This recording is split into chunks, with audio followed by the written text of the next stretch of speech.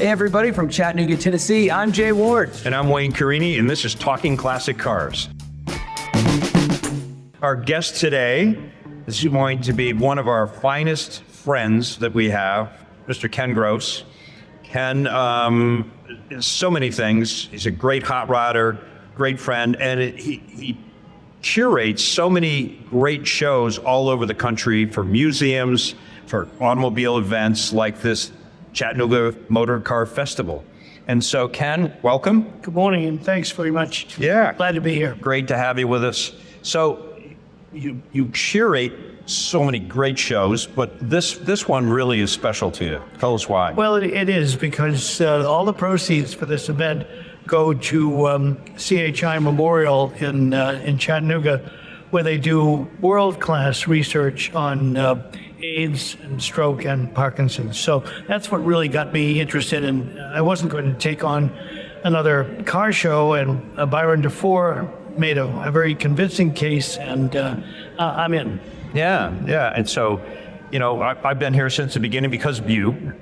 Ken has asked me to come every year, and it's an honor to be here and be with you and Byron and doing all the things that we normally do here. But I got to tell you, this year you've really knocked it out of the park. We got some great cars. We suffer a little bit from what I call show fatigue. In our placement in October, there are already a lot of events. So you can talk to collectors and they say, I don't know. But we're developing a reputation. People like the cause. And I'm very happy with the field this year. And we thrilled particularly to see some of the 32 4-inch, because that's a favorite of all of us. Yeah. It would be great maybe next year to even expand that a little bit more, But you've done a good job, I'll tell you. And the classics are just spectacular. You got some really great classics this year. Yeah, this would be a great place for Rolling Bones display next year. That it would. I'd love to do that. We had them at Greenwich a few years ago. We had them at Amelia Island. People love seeing those cars. I was with a group of them in England and blew the Brits away. So, yeah, and even having a 32 display, or maybe of cars from 1932 to 36 or 9 or 40, something like that, and get some of the big guys up from the West Coast in. Get Bruce Meyer. That really would be fun. It's hard to get those folks. You know how expensive it is to transport cars these days. But if the show develops enough of a reputation, perhaps they'll come anyway. That's right. And they did come to Amelia last year. I brought my own Roadster there, and we had a number of West Coast cars. And people are not always expecting to see hot rods at a Concours d'Elegance. And we started that at Pebble Beach in 1997 against some, I'm not going to say objections, I'm going to say ODB was the comment from some people. But no one had to die to get those cars on the field. And once they did, it was really exciting. They took off. It was unbelievable. And of course, you got great collectors like Ross Meyer, Bruce Meyer. I mean, you got great... Both the Meyers. Yeah. Both Meyers. No relation to each other, but both have that passion for the automobile. They're actually the two best collectors of historic hot rods, and they happen to be on East Coast. So, Boyertown, PA, and Beverly Hills, California. And you have literally between those two and the Peterson, you've got pretty much the creme de la creme of the hot rod world. I think, just talking hot rods for a minute, one thing that you and I have talked about in the past is how important they are to American car culture. People don't really understand that post-war America, the hot rodder was taking influence from Europe and influence from aircraft and really engineering and designing these cars that were faster than what Detroit could build at the time. And more stylish if you extend an arm to the custom people. So much so that in the early 50s in the Ford Rotunda, Ford Motor Company invited Winfield and Barris and all these guys to come and show what they did. And then you start looking at 57 Chevrolets and you start thinking, they were paying attention. That's right. Yeah. That's right. Flush door handles or hidden door handles and, lowering the cars down, sectioning the bodies. We saw this stuff happen by 1960. Detroit took those notes. Mm-hmm. And, the Motorama cars, that showed right there that they were paying attention, with General Motors taking the tour around the world and showing people their new designs. And of course, the designers back and I own a Studebaker, 53 Studebaker Starliner Coupe. And you come out of the war era and all of a sudden now they needed transportation, but these cars were boxes. They were just basic transportation automobiles. You figure what a Dodge looked like, a Ford, a Chevrolet from 1950 and 51 and 52. They were literally holdovers from before the war that had been massaged. Exactly. And along comes this Studebaker with Raymond Loewy and all these great designers, and the car is moving, going 100 miles an hour standing still by the looks of it, by the way it raked the windshield back and all the fillers. And that really started that design. All of a sudden, people are paying attention to design more and more rather than functionality. Yeah. Well, you had Virgil Exner at Chrysler, who was brought in to end the boxy era. Yeah. And he really did that. And interesting, you mentioned Studebaker coupes. The hot rodders grabbed those, chopped the tops, took them to Bonneville. They were slippery cars. Yeah. And they could set some fast times. Yeah, well, luckily, the chop on my top is not there. It's all stock, 7,000-mile car. That's right. Yeah. It's a Survivor. That's right. You brought that to Greenwich earlier this year. I did, yeah. I brought it to Pebble a few years ago. Loaned it to the Savoy. Savoy, it's been down there, all because Ken, I usually don't let that car out of my sight. And Ken asked me, and it was a great experience going down. Another great thing, too, we should maybe talk about is museums. So, Right. I'd like to know more about the Savoy because you had a huge part in curating that collection and you've been there as well. And a lot of people so far have not heard about the Savoy. It's still fairly new. It is. It's in Cartersville, Georgia.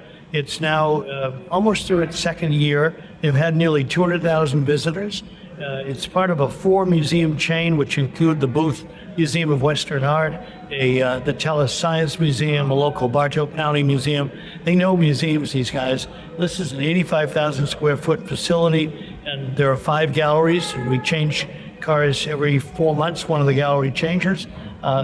People love going there. They've just started their own outdoor car shows. So I really recommend it to people if they're anywhere in the Atlanta area. It's north of Atlanta, about 50 minutes. Is there a focus on anything in the collection? No, not really. The main gallery, which it doesn't change as often, we have significant American cars, but not just classics. They can be special interest cars. They can even be pickups and so forth. But we do like to rotate the other galleries. We've had classic cars. We've had Art Deco cars. We did a great display of fins. Yeah, we did Cars and all the cars were driven in, so the back ends were the focus of what you saw when you walked in. So great way of displaying too. It's a thought process, and the wonderful people that work there and are part of it. They're part of why it's so successful too. You did another show down in Florida last year. Was it Boca Raton? It was in Vero Beach. It was in Vero Beach. Yeah, talk a little bit about that. So what was that called? That was rolling sculpture, and they were Art Deco American and European cars.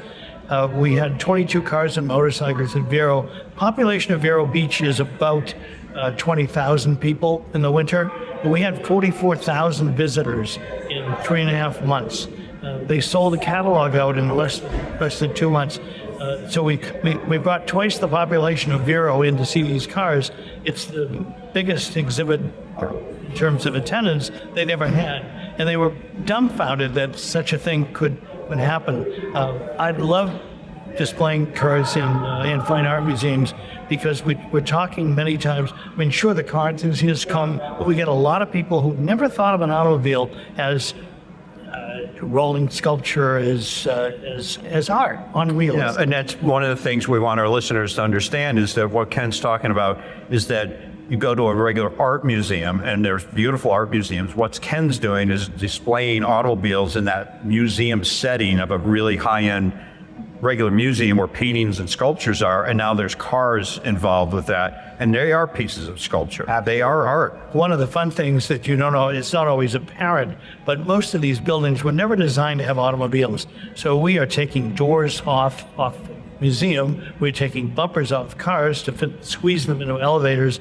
A lot of trickery to so that when people walk into a gallery, they're not only seeing something they've never seen before, they're wondering how in the world did we get it in there? Yeah. That's great. It's pretty cool. But now you're doing it here in Chattanooga, sort of putting all these cars together, calling people, and you're one of the guys that when you get a call from Ken Gross and he says, can you bring, and that's all he's got to say, bring, you don't have to get any further. You say, yes, Ken, what do you need? Yeah, Well- your Rolodex is pretty formidable. Well, I'm very fortunate. I've judged in Pebble Beach for 32 years. I was the director of the Peterson. Got to know a lot of people, and I can tell you that car enthusiasts and owners are very happy to loan you a car from a museum. It's a different dimension for them. It's not like a Concours d'Elegance. Everybody's a winner. Probably you'll be in a catalog. So it's an easier ask, if you will, than maybe some of these concours. And it's thrilling to finally get in there. I get involved with the lighting, the placement. I write the catalogs. I do all the didactics. And there's that magic moment where it's all there. It's in the building. And you say, wow, so exciting. Yeah, it is. It is. We were talking about the Savoy Museum, and we're going to be down there with you for a couple of things coming up in January. We're going to be down there with Wayne Katie, Yes, one of the great designers at General Motors. And GM has had a number of folk. Everybody knows the major players, the Harley Earls and the Chuck Jordans, Bill Mitchell. and Bill Mitchell, of course. But behind the scenes are these guys who really did the designs, and Wayne is one of those people. Very understated, talented man. And in those days, with all the CAD work today, the computer does a lot of the work for you. But those days, not only did they have to design the cars, they had to be artists, and they had to do renderings with people in them and backgrounds and so forth to help sell the idea to the Bill Mitchells and so forth. And Wayne is one of those guys. He's the best at that, with people in the background and buildings and all the things and landscapes. Not only is he a great designer, he's just a great artist. It's not unlike what we do at our films at Pixar. People think, oh, the director made all this stuff, but they're these very talented people that design the characters, the environments. The guy who designed Buzz Lightyear, Bob Pauly, is a friend of mine. He designed Lightning McQueen as well. And so to be an artist at Pixar, but you're right, the stuff on the screen, the whole studio made that. They don't realize these really talented people that are kind of unsung heroes of the design process. Yeah, and then what's interesting is that you've invited me down to the Savoy for the museum conference. So and people don't understand that we have some great automobile museums in this country, and every time we lose one, you say, like the Tupelo Automobile Museum, you go, oh boy, we're on a decline. But every time you lose one, two more seem to pop up. Oh, boy. And so we've got a great museum now in Maine, above Gunquit, Right. and Arundel, I think it is, and so many other museums so they're going to have a conference at the Savoy. Right. We'll have the National Association of Automobile Museums, the NAM conference. Last year it was at the Revs Institute in Naples, Florida. And it's a wonderful opportunity for these museum people to kind of compare notes, try to understand one person is solving your problem. You need to know what they're doing. When they're not direct competitors per se, so we can all learn from one another and interchange cars too. I've borrowed a lot of cars from museums, and even here today, we've got cars from several museums. It helps publicize the museum and lets people see cars they haven't yet seen. It's exciting. Frankly, I want to see some of these cars rolling and moving. So.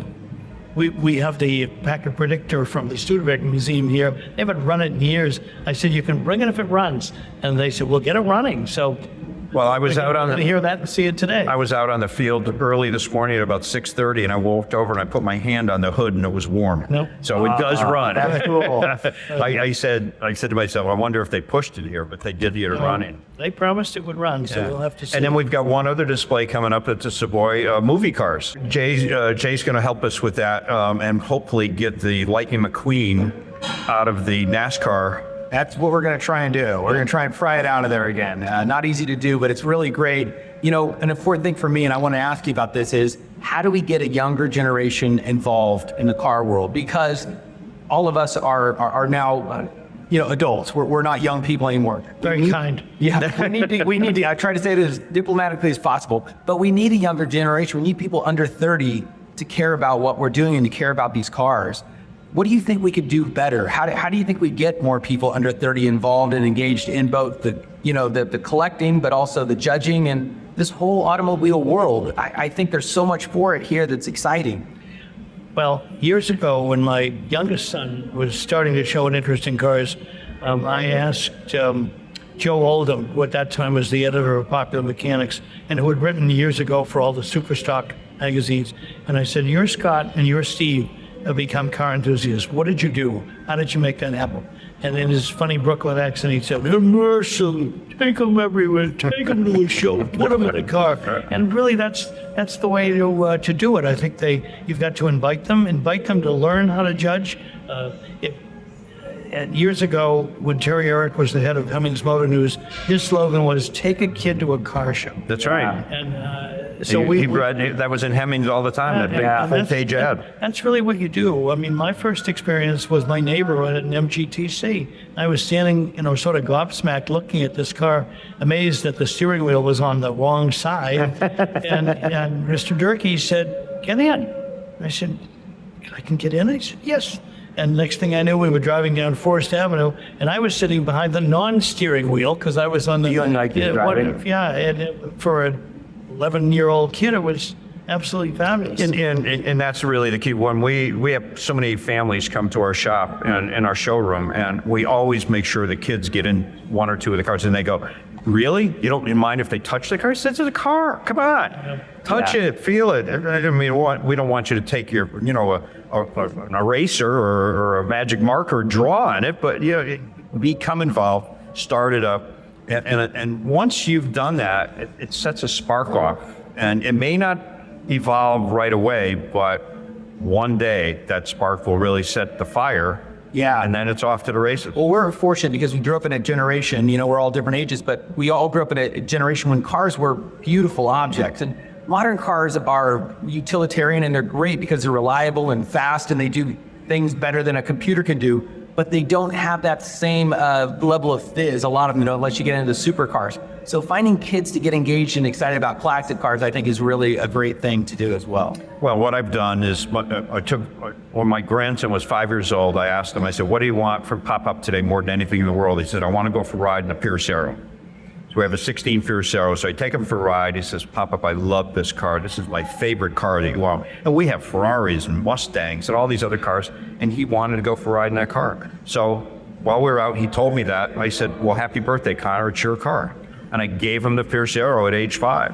And now he's immersed. I mean, that's it. He's hooked for life because I gave him this car, and we take it to different car shows. He gets invited now with a letter from people to bring his car to a show. Fabulous. It's unbelievable. And it's his car. And he won a trophy. His first trophy won at a local car event, and he carries that trophy in his overnight bag when he comes to visit us. He takes it, he puts it up on the bureau. He's so proud of that. And so I think that was my way of doing it. But there's so many other different ways. And listen, this Concord Lemons certainly helps too. The 30 under 30 classes that are happening at shows. So we're all trying, that's for sure. McPherson College is another good example. So we're trying, and I think we're going to be successful.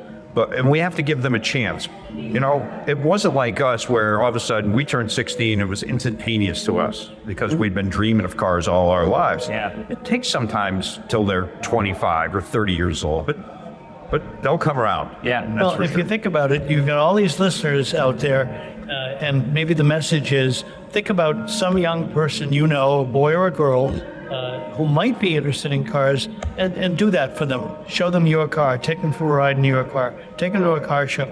We'll increase the population if you all do that. That's right. Yeah. Well, kid, where are we going to see you next? At the Hilton Head Concours, we'll be there, and we'll go to SEMA.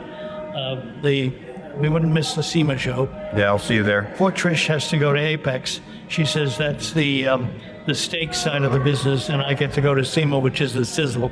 So yes, we'll be doing that. And then the Concours year kind of rolls to an end, and maybe blessedly so, because we've all gone to a dozen or more events all year long. But come December, we'll wish for it to start again, and it starts again with Cavallino and on and Retrobale and on and on. Yeah, well, that's true. And the auction season starts. I'll be in Kissimmee this year, then going to Scottsdale, then in Retchmobile.